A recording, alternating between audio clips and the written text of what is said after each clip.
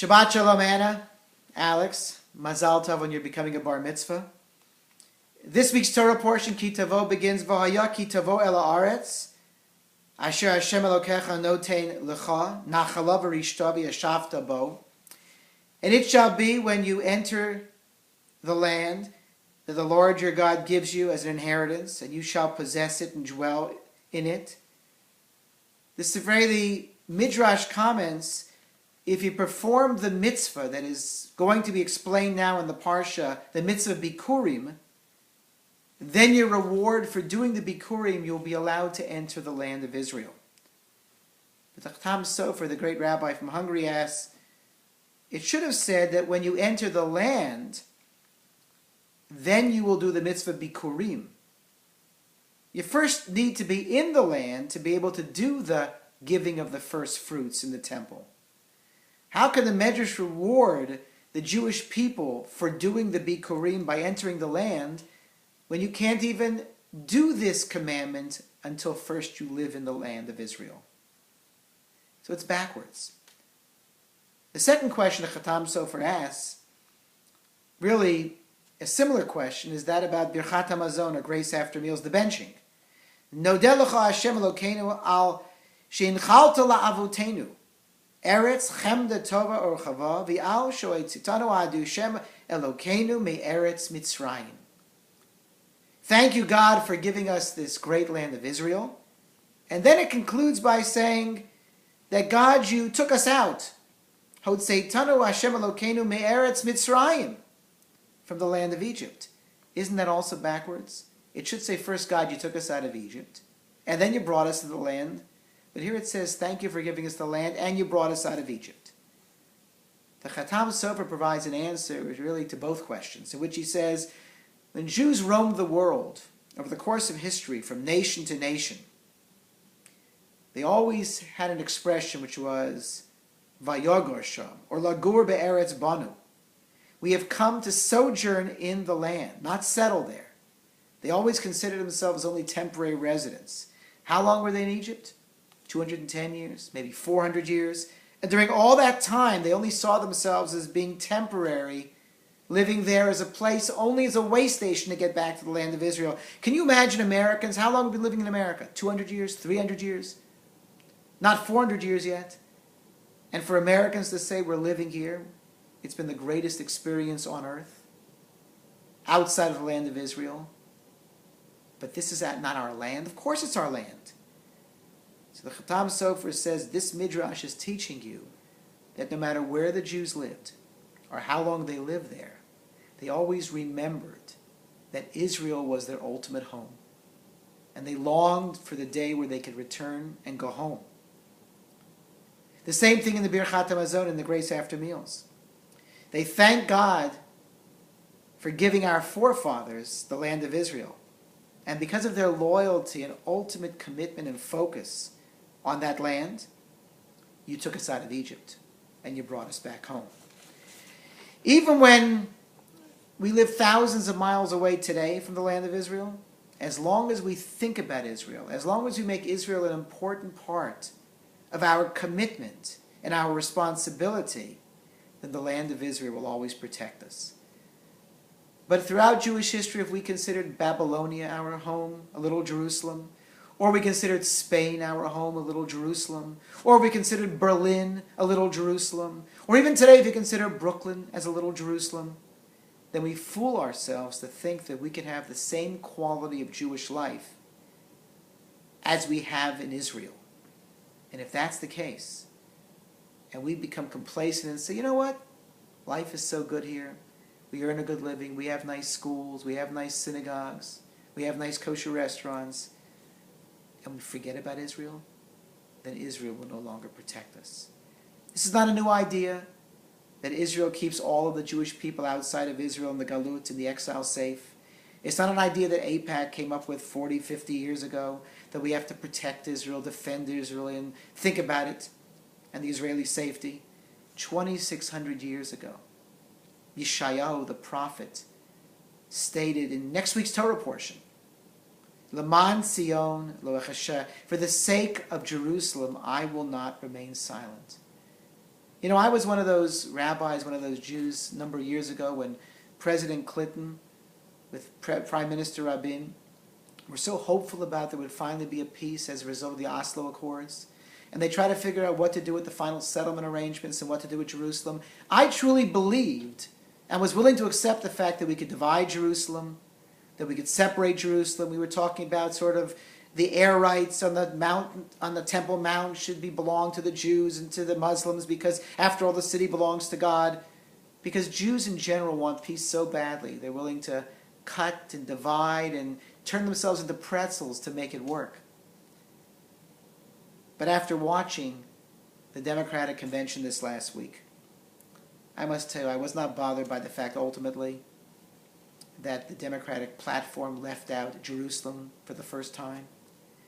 I wasn't bothered by the fact that they put the name Jerusalem back in it, because I do know that politicians do what is politically expedient. They do it on the left, they do it on the right. What shocked me, what truly bothered me, was the fact that not once, not twice, but 3 times I watched on live television and then over and over again on YouTube that half of the Democrats in that hall screamed at the top of their lungs, no, to whether Jerusalem should be seen as the capital of Israel. You know, Jerusalem since 1880 has had a majority population of Jews. You know, Jerusalem has always been seen as the capital of the Jewish people, of the state of Israel. If Israel has a body, then Jerusalem is its soul and its heart. I did 2 weddings last week.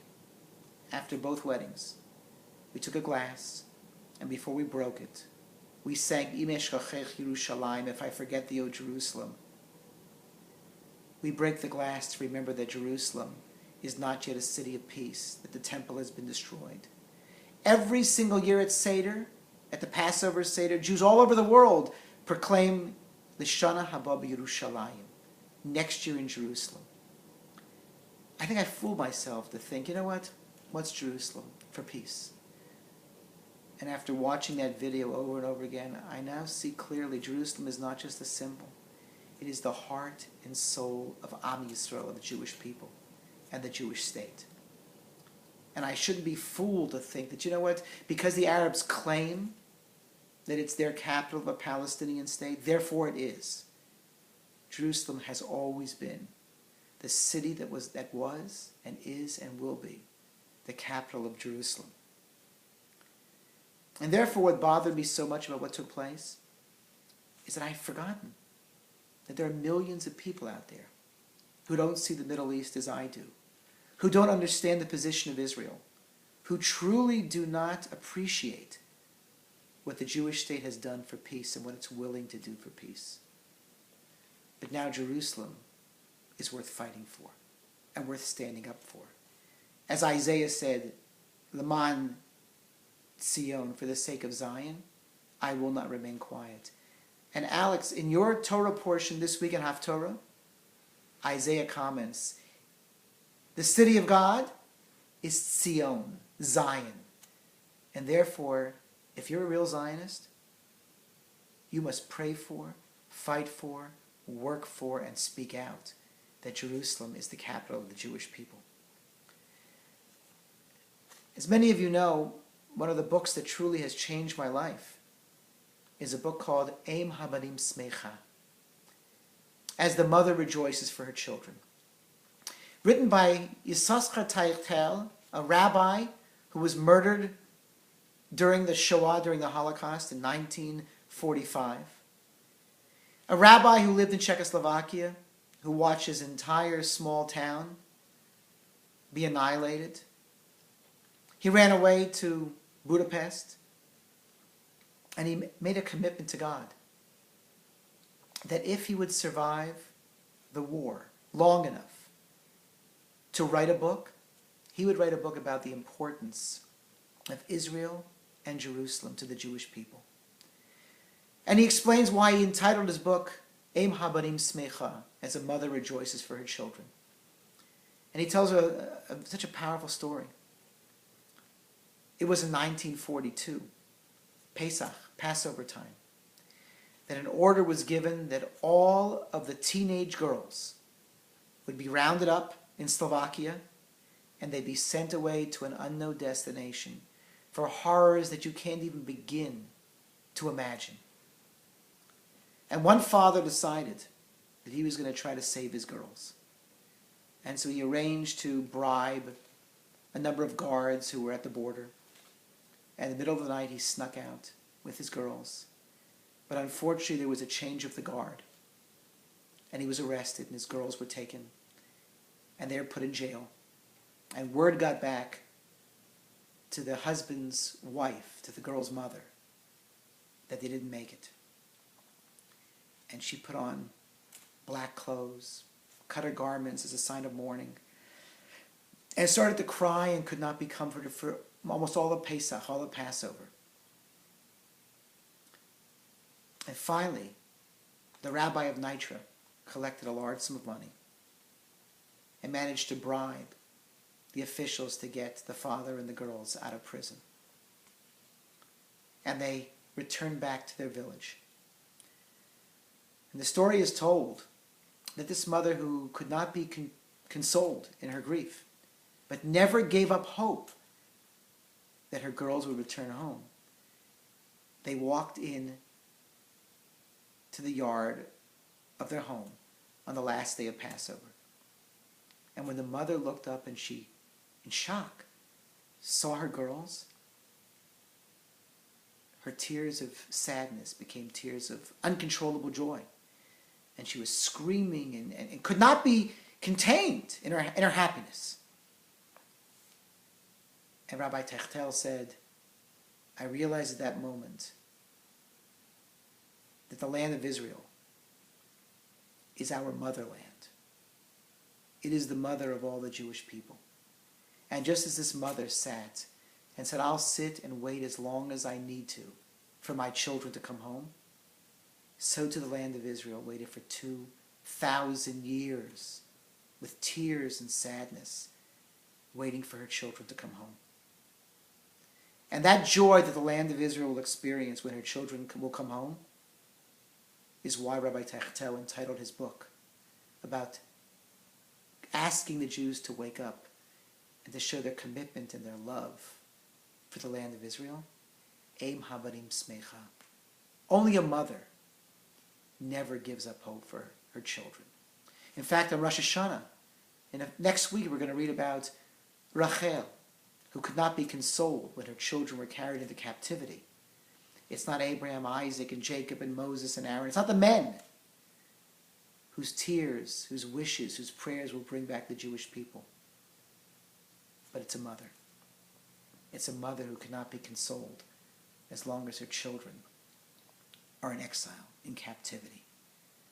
And so on this Shabbat, I pray that all of us will serve this Torah portion and serve our people, and it should be a reminder for what took place at the convention this week, that for the sake of Zion, I will not remain silent.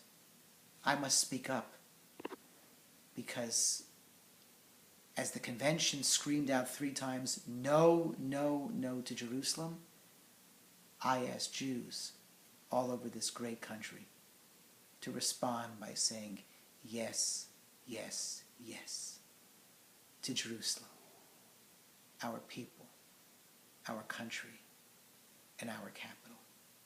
Shabbat Shalom.